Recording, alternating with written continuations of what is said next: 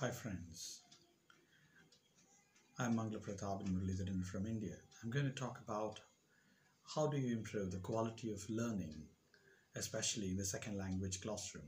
Majority of the teachers today consider working quite hard to improve the quality of learning in the second language classroom.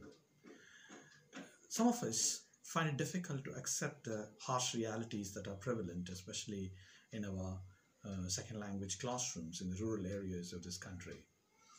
When you look at India and you have majority of these rural schools, especially the government schools and even the private schools all over the country, if they are at the semi-urban area or in the rural area, they do find it difficult to recruit teachers who speak very fluent English.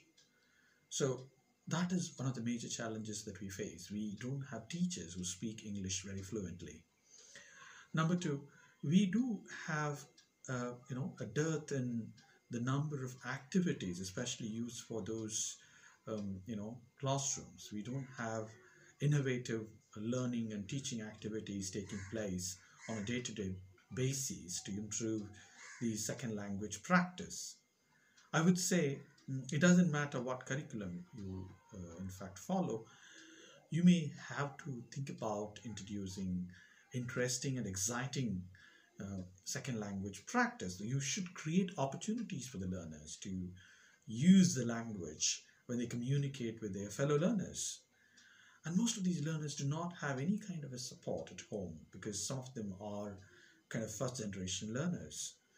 So when you have first generation learners, you don't have anybody at home to support whenever these learners require some sort of a guidance. They have to totally depend on their teachers, and the teachers are not available for them to provide such support.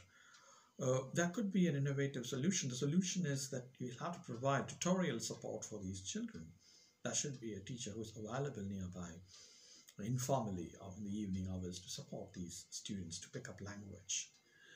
Or there could be even an online support, or otherwise there could be some kind of a community support. I would say even every village should think about providing some support for these school-going children who belong to first-generation families. And there should be some policy to support these children to learn the target language. In addition to it, I would say we will have to work on even the way we structure the tasks. There should be certain vocabulary games or grammar games being part of our day-to-day activities. So that could be possibly used to make the learners to learn without much stress. I do think that second language learning creates terrific stress on the regional medium students. Some of them find it extremely hard to cope with the new repertoire of the language, or they don't really understand the grammar. There's some sort of a grammophobia, or even I would say a kind of a linguophobia that they face. They don't know how to come out of it. So they do ask me sometimes. They are very nervous. They know grammar. They have vocabulary. They understand collocations. They do work hard on understanding usage. But when it comes to practical, real-time communication, they have this nervousness and fear. So mostly it's a psychological problem. So teachers have to be learning counselors.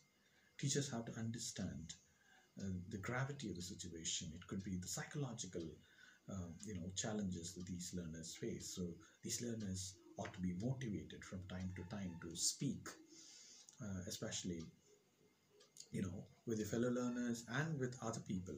So in real-time situations, do they get an opportunity to interact with people in English? It is absolutely no. You find them not speaking in English with their shopkeepers or with their conductors or with the all the other people whom they interact or deal with on a day-to-day basis. So you will have to create certain situations for them to use the language.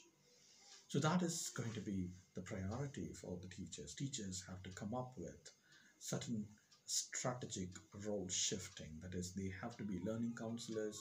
They are allowed to provide artificial situations, or they're allowed to create situations for these learners to make use of the language. And what else can they do? They can make these learners always motivated to speak all that they have in mind. So that is the best thing to do. Hope this video has helped you to work on the quality of the second language learning in general. I'm sure the next video I'll come up with some more tips. Good luck to you. All the best.